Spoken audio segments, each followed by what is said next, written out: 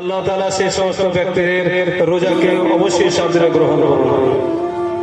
যিনারা ইবাদত করেছেন, রাত্রে জেগে কোরআন মাজিদ পড়েছেন, সেই সমস্ত কোরআন মাজিদ লিল্লাহি যিনারা পড়েছেন। এরকম হতে পারে না যে কোনো ব্যক্তি কোরআন পড়বে কাউকে দেখাবার জন্য। যে ব্যক্তি আল্লাহ তাআলার জন্য কোরআন মাজিদ পড়েছেন, কোরআন বেশি বেশি তেলাওয়াত করেছেন, রোজা রেখেছেন, কষ্ট করেছেন, সেই সমস্ত লোকের ইবাদত বন্দেগী কোরআন পড়াকে এই সমস্ত জিনিসকে আল্লাহ তাআলা সাদরে গ্রহণ করুন। বলেন সবাই আল্লাহুম্মা আমিন। তবে আমি একটা কথা বলেছি, ছোট্ট একটি আয়াত পরিবেশন করেছি, সেটা হচ্ছে আল্লাহ রাসূল সাল্লাল্লাহু তাআলা আলাইহি সাল্লামের প্রতি নাজিল হলো। আল্লাহ তাআলা নাজিল করলেন, আল্লাহ রাসূল সাহাবাদের বললেন, শুধু সাহাবাদের না, আজকে থেকে নিয়ে বাস আল্লাহ রাসূল থেকে নিয়ে কিয়ামত পর্যন্ত যত উম্মত আসবে তাদের জন্য একটা সন্দেশ। এটা যে আল্লাহ রাসূল বললেন, আউযু বিল্লাহি মিনাশ শাইতানির রাজীম ওয়া আনতুমুল আ'লাউনা ইন কুনতুম মুমিনিন। তো তোমাদেরই মাথা সবচাইতে উঁচু থাকবে, তোমরা সবচাইতে উঁচু থাকবে যতক্ষণ পর্যন্ত তোমরা মুমিন থাকবে। তাহলে শর্ত লাগালেন আল্লাহ তাআলা, তোমরা সব কাজে তোমরা আগে থাকবে, উঁচু থাকবে, কিন্তু তোমাদের শর্ত হলো মুমিন হওয়া। তাহলে এবার যিনারা মুমিন তাদের সম্মান, তাদের মর্যাদা আল্লাহ তাআলার কাছে আছে। আমি আমাদের খুতবাও বলেছি যে মানুষ যে রোজা রাখছে তো রোজাদারের যে গন্ধটা মুখে হয়, সে গন্ধটার আল্লাহ রাসূল সাল্লাল্লাহু তাআলা সাল্লামের পবিত্র হাদিস রয়েছে, সেই গন্ধটা মিস্ক চাইতেও বেশি।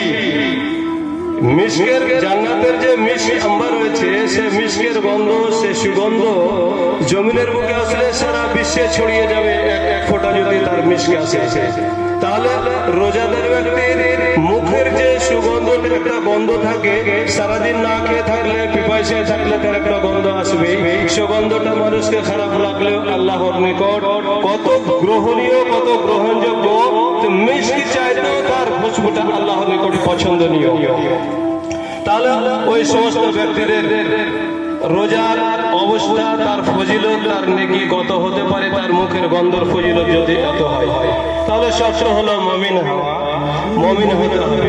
মুমিন হওয়ার কারণেও আল্লাহ রাসূলের জমানায় দেখেন জঙ্গে বদরগুলো, জঙ্গে উহুদগুলো, যত রকমের যুদ্ধ হয়েছে, মুসলমানের চাইতে একাধিক অংশ মুশরিকদের ছিল, গায়র মুসলিমের ছিল।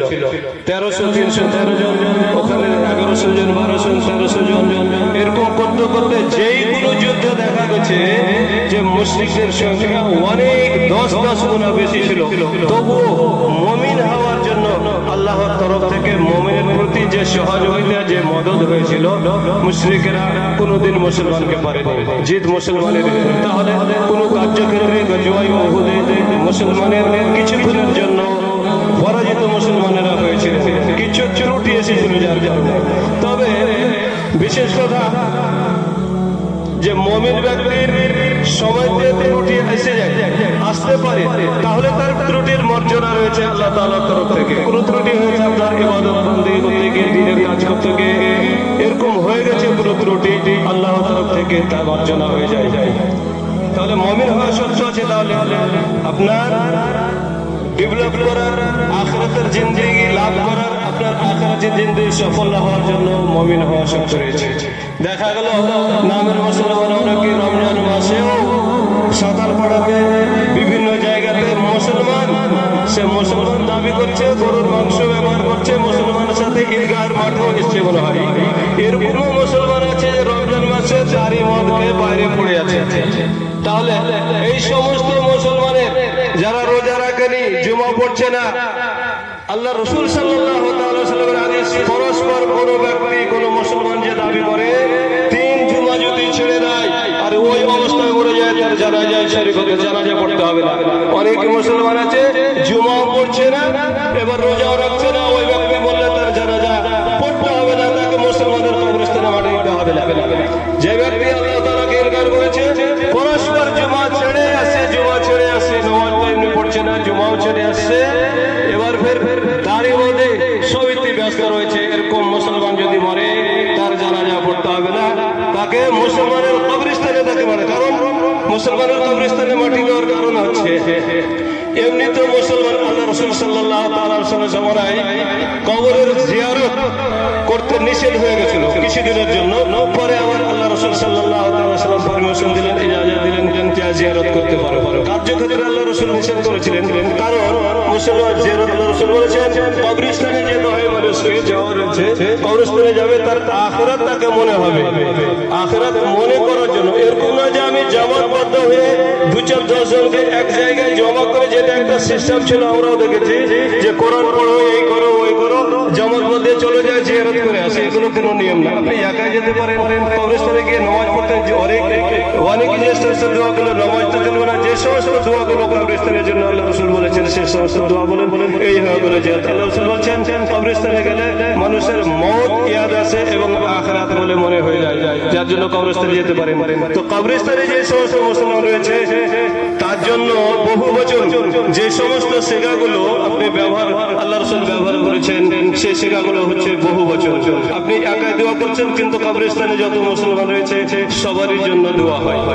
তাহলে ওই মুসলমান যে সারা জীবন জুমা পড়েনি, ইনকার করেছে, ওই মুসলমানকে আমি আপনার ওই কবরস্থানে মাটি দিবেন, তার জন্য দোয়া হবে, এরকম হতে পারে না। যার জন্য আমি বলতে চাইছি অনেকই মুসলমান দেখা গেল রোজা তো করছে না দারু মতো ব্যবহার করছে।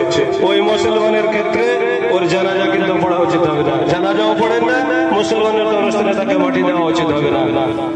এটা হচ্ছে আমরা তো সবাই দেখছি, মোবাইল দেখছি, নেটের জমানা চলছে, ইউক্রেনের যুদ্ধ আর বর্তমানে ফিলিস্তিনের যুদ্ধ নিয়ে যেটা ব্যস্ত। আজকে থেকে নয়, আল্লাহ রসুলের জমানা থেকেই মুসলমানের সাথে ইহুদিদের একটা সংঘর্ষ তখন থেকেছে, যুদ্ধ হয়েছে, আর তখন থেকে তাদের ষড়যন্ত্র, তাদের সাজিশ বিভিন্ন রকম রয়েছে। আজকে যে বর্তমান যুগে যে লেডিসদের চাকরির ব্যবস্থা করেছে, মুসলমান ছেলেরা কিনা লেখাপড়া, অনেকেই আছে ছেলেরা লেখাপড়া, কিন্তু সিস্টেম করেছে দেখে সাজিশ কত বড় রয়েছে। এটা একটা সাজিশ। মুসলমানের কোন মসজিদে যদি একটা ইট ছুটিয়ে নেয় কোনো একটা গায়ের মুসলিম, আপনি বরদাস্তি করতে পারবেন না যে আমার মসজিদে একটা ইট ছুটিয়ে নিবে, আপনি বরদাস্ত করবেন না।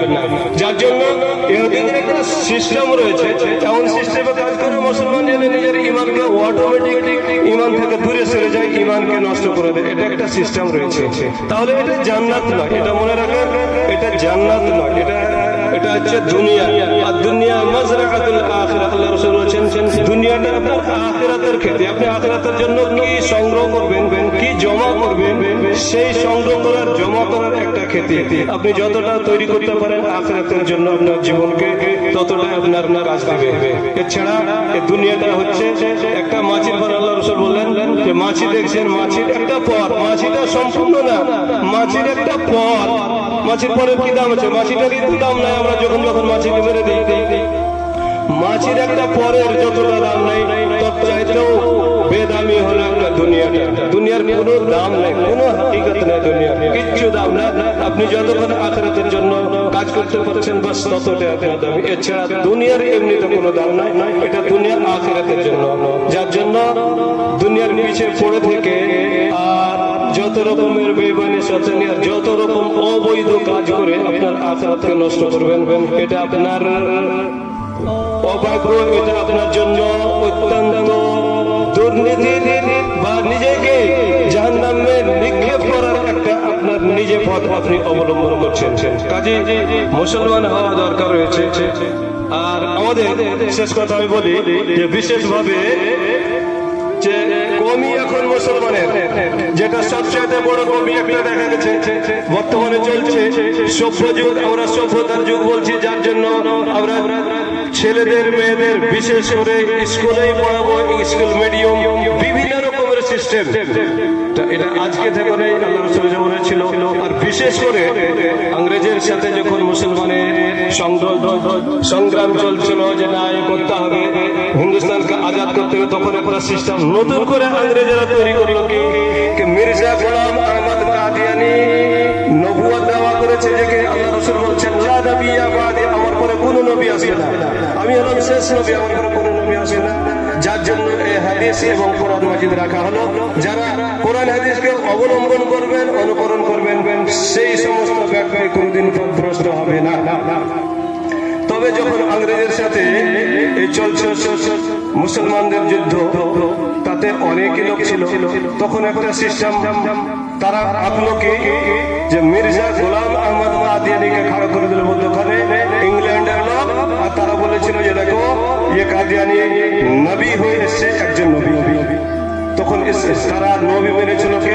যে সমস্ত ব্রেলি ছিল, ব্রেলিরা তাকে নবী মেনেছিল মির্জা গোলাম আহমদ কাদিয়ানি। এখন পর্যন্ত আছে কাদিয়ানি যে গ্রহণ করবে, ইংরেজরা যদি জেনে নেয় যে কাদিয়ানি গ্রহণ করেছে, সিস্টেম আছে চেনে কে করবে, তার বাড়ি ঘর আর যত রকমের তার পারিবারিক খরচ এবং লেখাপড়াতে যত খরচ হবে তাদের পড়া পড়তে হবে, সমস্ত খরচ তারা বহন করবে। এই সিস্টেম ইহুদিদের এখনো আছে।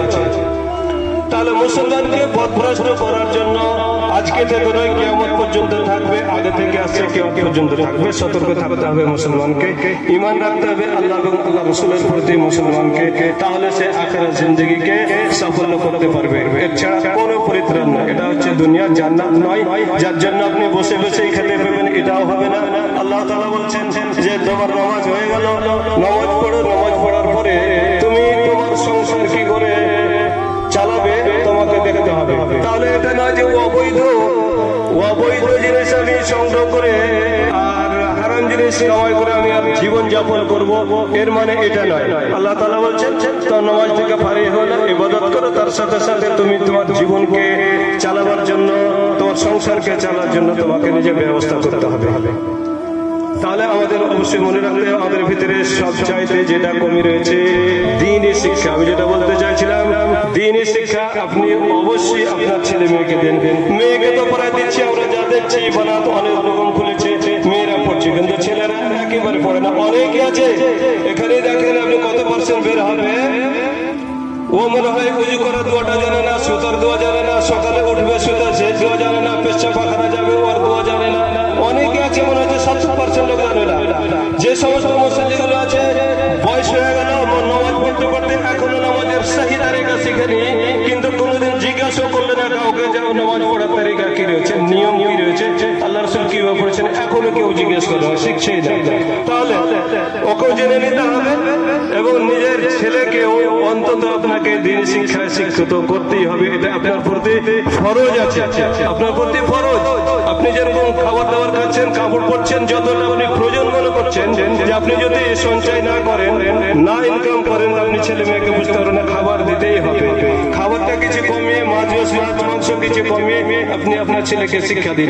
দেখেন আপনি তুলনা করে আমাদের গ্রাম থেকে নেবেন, আপনি যতটা গ্রাম আছে তুলনা করছেন, কত পার্সেন্ট লোক বর্তমানে পড়ছে। এই সভ্যতার যুগে দেখেন যে দ্বীনি শিক্ষা থেকে একেবারে পিছনে। দোয়া জানে না ভালো একটা, বায়াত বাণী বলতে পারবে না। মুসাল্লি অনেকে আছে বায়াত বাণী সঠিক করে বলতে পারবে না, তাহলে তার নামাজটা কি করে হয়? তাকে তো জেনে নিতে হবে। যে সমস্ত মুসাল্লি জানছে না, ওকে অবশ্যই জেনে নিতে হবে এবং আপনার ছেলে মেয়েকে আপনি অবশ্যই শিক্ষা দেন। অন্তত নামাজের শিক্ষা আপনাকে দিতেই হবে, এটা আপনার প্রতি ফরজ রয়েছে, আপনাকে শিক্ষা দিতেই হবে ছেলেকে। আর এখন যেটা বেশি দেখা যাচ্ছে, আল্লাহ রাসূল সাল্লাল্লাহু তাআলা আলাইহি ওয়াসাল্লাম জামানায় এরকম ছিল না। তাহলে আল্লাহ রাসূল যে সমস্ত কথাগুলো বলেছেন সেটা এখন বেশি বেশি সুদে লিপ্ত প্রায়। আল্লাহ রাসূল বলেছেন সুদ যে ব্যবহার করবে, একবার সুদ ব্যবহার করা মায়ের সাথে 36 বার জেনার করার সমান। 36 বার মায়ের সাথে জেনার করার সমান একটা সুদের গুনাহ।